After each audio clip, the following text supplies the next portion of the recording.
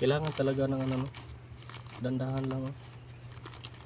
Baka maano kasi. Ayaw in town. Doy ka. Doy ka. Baka magpagalitan tayo. Hahaha.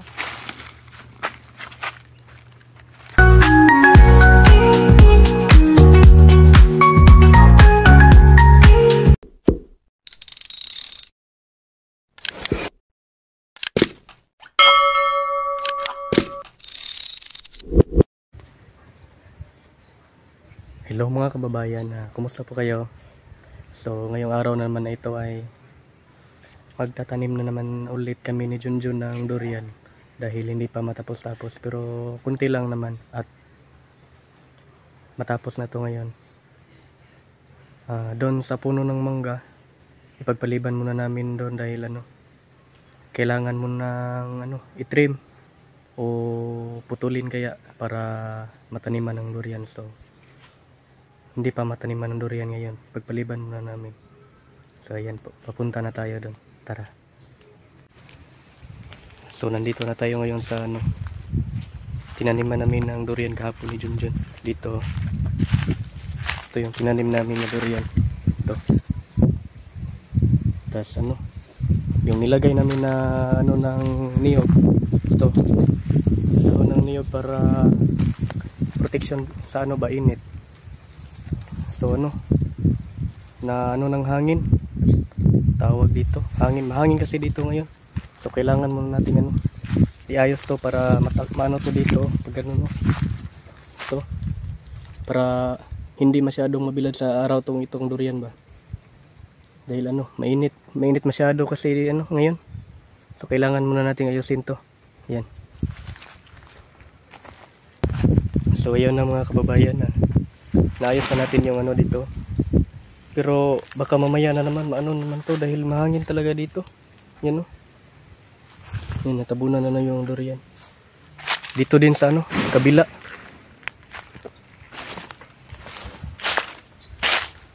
Na din yung nilagay namin na dahon ng niyog dito. Ito natumba din ng hangin, kailangan din to ayusin para hindi masyadong mainitan yung tanim na durian dito. Itong durian yan. So ayusin na natin dito, pati dito ayusin din natin yan. So ayan na, naayos na din natin yan. So hindi na masyadong mainitan tong puno ng durian. Ito, hindi na masyadong mainitan. Din dito sa dito, banda dito. Yan. Ito. Hindi na namin nilagyan ng hindi na nilagyan ng tawag dito. Yung ng niyog ba, dahon. Dahil hindi naman masyadong mainit dito. Dahil may puno ng saging dito. Proteksyon niya sa init. Tapos dito din sa gilid may niyog din dito. Yan. So hindi siya masyadong mainitan. Dito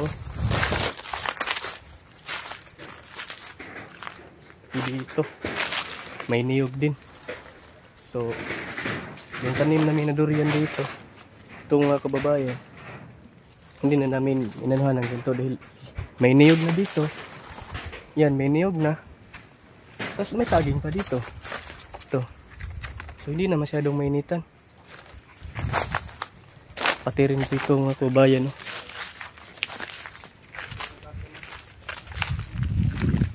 pati rin dito. Yan.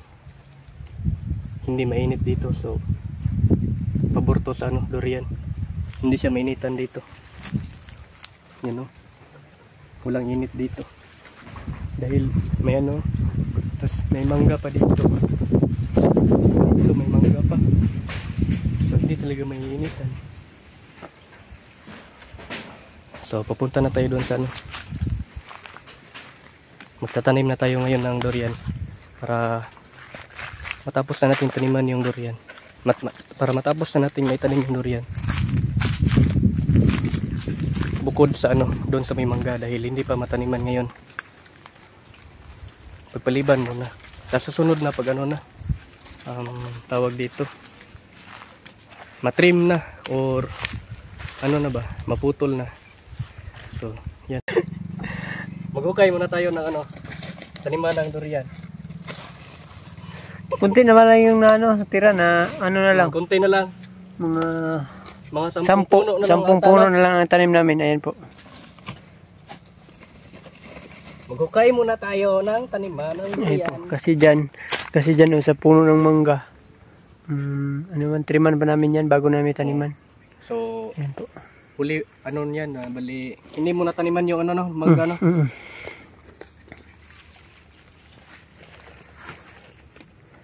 Ipupos dari ha? Ayan si Sir Polo. Ayan o. Ayan. Pumasok sa loob. Ayan. Tarungin mo. Nakatarungin ang iba. Sky go lang ang baon. Ayan. Laki naman ang butas, Bin. Laki na, oh. Lakihan talaga yung paghukay ng ano para... Bakit malaki yung butas sa durian? Para mabilis lang tumubo yung durian. Kaya pala. Dapat lakihan yung paghukay. Kagaya kalaki ni aso, yan, oh. Si aso. Dito sa, Yan.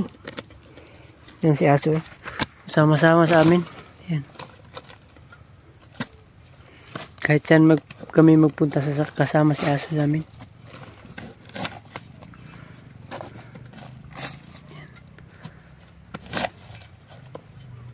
Laki na yan. Laki naman yan. Laki na yan. Laki na kaya to? Parang ano pa. Hindi lang mababaw yung ano. Hindi lang ako tumulong sa pagtanim. Nag-cameraman ako ngayon. Ipadulay. Ganito kasi yan mga kababayan. Yan, laki. Oh, yan. Yan. Dapat medyo malalim para okay yung ano ba, yung durian. Comfortable siya itanim dito. Comfortable. Okay na yan. Doon Okay naman na to? So, lagyan muna natin ng abono. Yan, kunting abono lang. Video mo lang. Okay. Ganun pala? Bakit? Ano lang dahil? Hindi lang dahil tanggalin ang silupin. Ano yan? Kailangan lang tanggalin para dapat man talaga tanggalin ito. Para mabilis lang tumubo. Kaya pala. So, sa pagtanggal nito, dapat dahan-dahan lang. Be careful with my heart. Be careful with my heart. Dahan-dahanin mo lang pagtanggal nito ng to. Bakit dahan-dahanin lang? Dahan-dahan lang.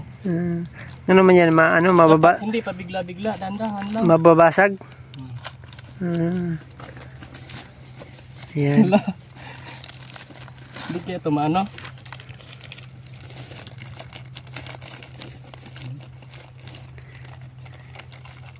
Ay, wag. Yan. Hirap talaga pag yung lupa. Mahirap talaga. Yan. Ibaon na. Yan. Tapos ilagyan na natin ng lupa. Alangan naman. Okay kaya itong ginagawa ko? Okay na. Okay na. Yan. Pag may tanim. Yung lupa ba kinakamay ko, baka to. Mapanis to dahil kinakamay ko. Hindi mo yan kanin. Kaya mapanis. Nakamay ko lang Hindi mo yan kanin.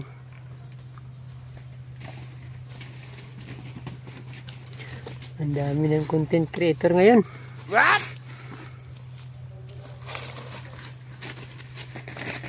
PB, wak may content. Dagan PB. Si Azo.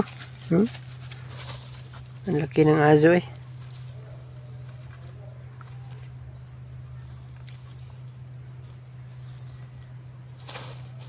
Okay na to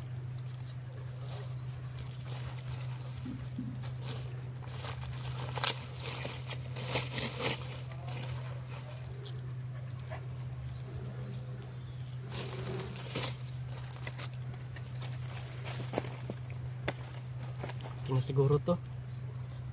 Dol dong kan. Tanda rin. Mira.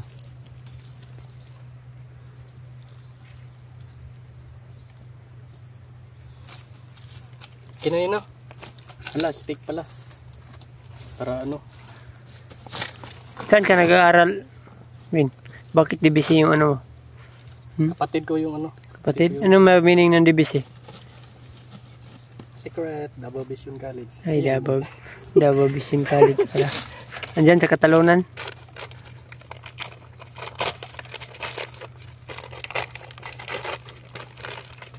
Hindi naman. Set. Bakit tinalian mo? Para pag ano may hangin, ano siya. Naman. Yung magtanim may hangin man. Hindi mo hangin ulo.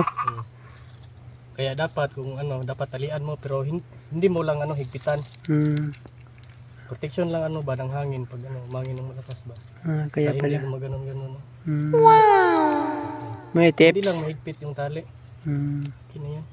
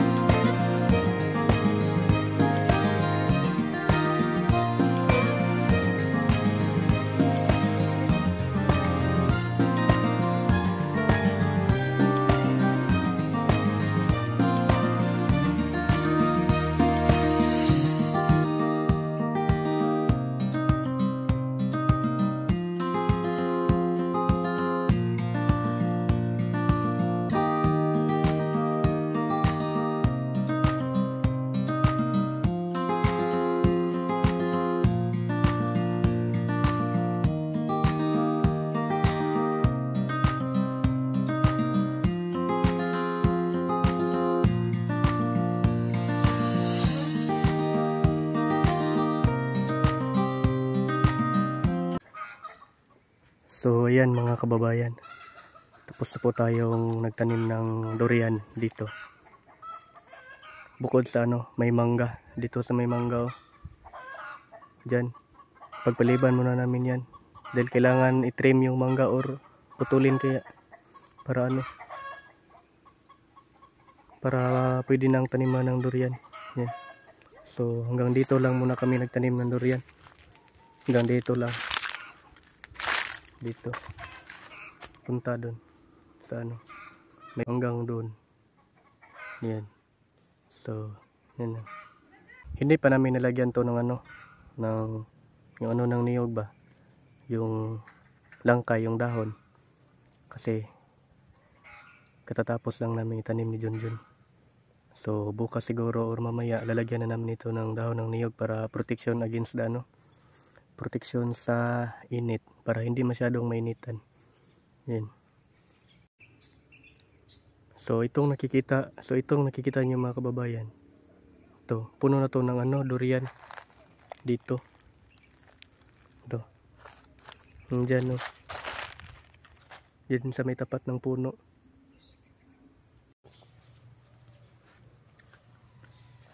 So, yan mga kababayan, may natira pa dito mga seedling ng durian. No? Ilan kaya to? Bibilangin natin. 1, 2, 3, 4, 5, 6, 7, 8, 9, 10, 11, 12, 13, 14. So 14 po mga kababayan yung natira dito. Tapos may langka pa dito. So yan. So sa 50 piraso ng seedling ng durian mga kababayan, 36 yung natanim namin ni Junjun dahil may natitira pang 14. So yan. So yan mga kababayan.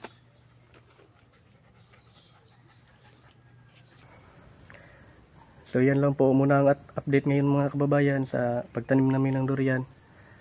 Maraming salamat po sa inyong lahat, sa mga solid supporter dyan. Maraming thank you po sa inyong lahat. God bless po sa inyo. Ingat kayo palagi dyan. Bye bye na po.